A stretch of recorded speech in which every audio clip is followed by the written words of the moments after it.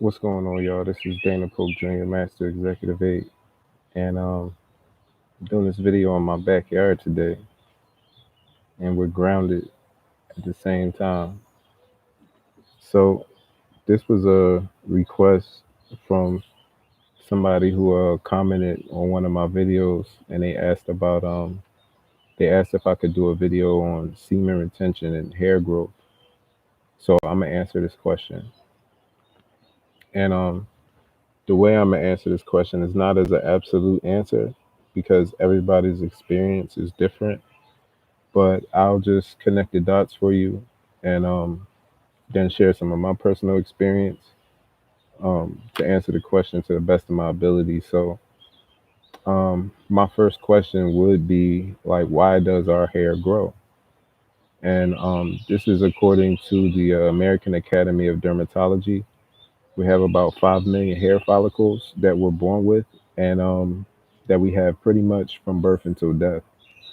And so the ADD also says that we can lose about 50 to 100 hairs a day from the 100,000 follicles that we have on our scalp. So under your skin is where the root of the follicle is, and that's where your hair grows from. So the hair root is supplied with nutrients and oxygen that comes from the blood in the blood vessels in your scalp. That then basically they help your hair grow. So your hair will then push past an oil gland its way out, and it grows through your skin. And that oil gland, the ADD says, is what makes your hair like soft and shiny. So now that we know why and how the hair grows, let's talk about how retaining your semen helps either speed up this process um, or promote hair growth. So I'm going to pick apart the growing process and relate them to like how retention affects each aspect. To some degree, hair growth should be promoted, and um, the retention of semen should increase all the different parts of this process. So the first thing that we're going to talk about is the nutrients. There are over 30 elements found in semen. Some of these are fructose, absorbic acid, cholesterol, creatine, citric acid, lactic acid, nitrogen, vitamin B12, and other salts and enzymes.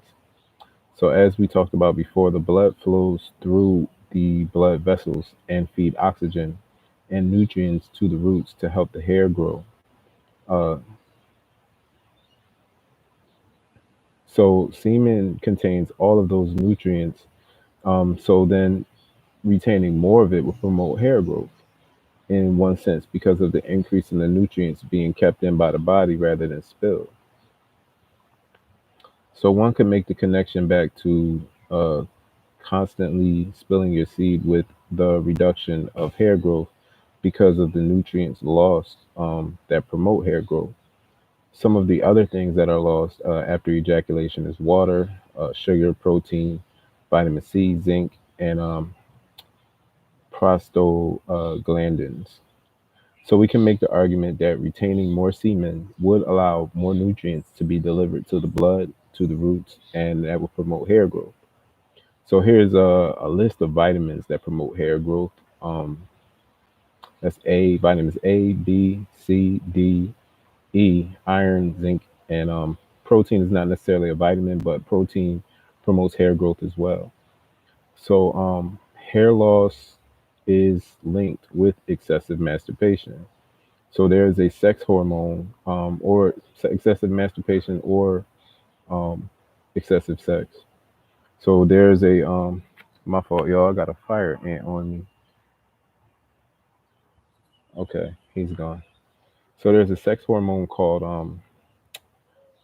dihydrotestosterone. This is an endogenous and androgenous, also known as DHT. So hair can fall out or grow in brittle, as well as shrink the hair follicles if high levels of DHT are present. So the DHT in our body is elevated by masturbation and in or excessive sex, and in return causes hair loss. So frequent masturbation or once or more a day would cause already damaged hair follicles to have nutrients blocked, causing hair loss.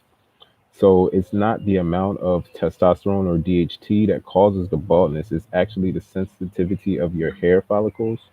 So that sensitivity can be determined by genetics. So the AR gene makes the receptor on the hair follicles that interact with the testosterone and DHT. So if your receptors are sensitive, then you're more easily triggered by small amounts of DHT. So the other factors that can influence you losing hair is age, stress, but the genes also play a significant role. And men who have close relatives with male pattern baldness basically will have a higher risk of developing male pattern baldness themselves. So, in conclusion, um, the retaining of your seed um, would, I think, promote hair loss, hair growth because of more nutrients being delivered um, with the oxygen through the blood to the root of the hair. That's pretty much my conclusion. But like I said, it's not set in stone. Everybody's different. If you have male pattern baldness, it might just be something you're susceptible to, no matter how much nutrients are uh, delivered to the root of the hair. So I hope that answers your question. In my personal experience, my fault, y'all. All sorts of bugs crawling on me, but like it's all good. But um, in my experience, I have since I've been retained. I'm going on about I should be about I'm probably at 100 days now because I stopped a little bit before March. But I just took it at April. Just started in April because I wasn't counting. But I know for sure from April on, I wasn't having sex nor masturbating. Um, so it'll be about 90 days at the end of June, beginning of July.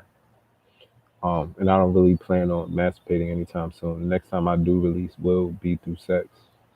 But my fault, y'all. Told you these bugs is out here. But so I hope that answers your question. D, I won't say his whole name just because I don't know if he wants me to share it.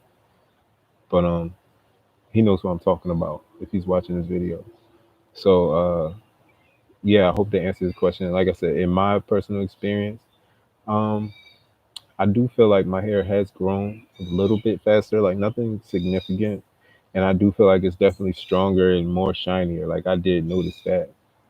Um, like just other things I've experienced is my skin uh looking better, like even like my lips, but I don't know because like I haven't been smoking, so like I don't have that black thing around my lips. No, I do. I admit sometimes I do smoke cigarettes. I do.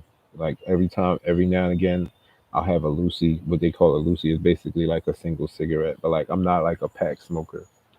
But and then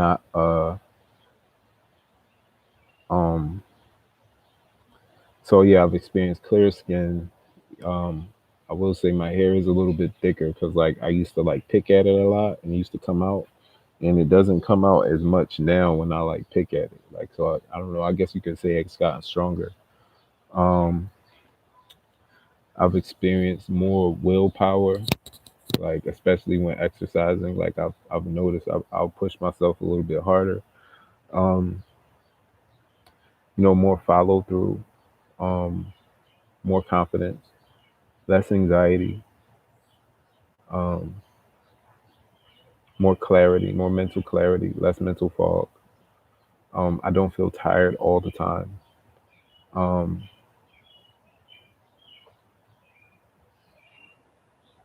I feel better about myself. When you um, are no longer getting pleasure from a laptop, you know what I mean, or just you know seeking women just for uh, sex. You know what I'm saying? Then like it changes the whole game. But also something I'm going to be talking about as well is I'm going to follow through on my retention journey, but I have been like definitely examining myself and my thoughts and seeing if this whole retention thing is just coming out of a space of not thinking that I can have what I want, which is a complementary relationship with a woman, because of things that have happened in my past.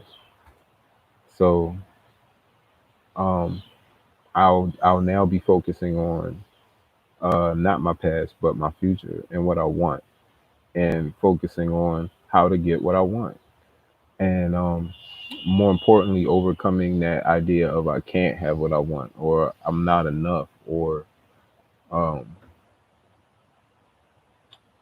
uh, doing things to as a mask to cover up some sort of trauma or something. You know what I'm saying? Like you have to be in a space to where you know that you can get what you want, and that there's nothing that can stop you from getting what you want. Like you have to be in that space, and you can't be doing retention just for the sake of thinking that you can't get what you want. I'm saying that, like I said, I am following through on this retention journey, but at the same time, I am going to be manifesting the relationship that I want. And that's what you should do. You should manifest the relationship that you want. I mean, and you should know that you can have what you want. And you should know that you don't have to settle, and and that you can find that um, those women that you do connect with. I mean, just very simply put, you have to know that you can have what you want. And more importantly, than having what you want um, is more importantly is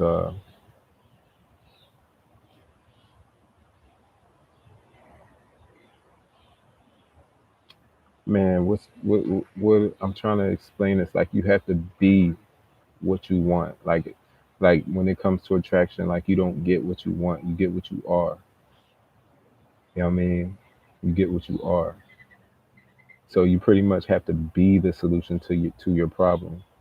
I mean, and a lot of it has to do with what you're focusing on, and you're not going to be able to um, let the future in if you're focusing on the past.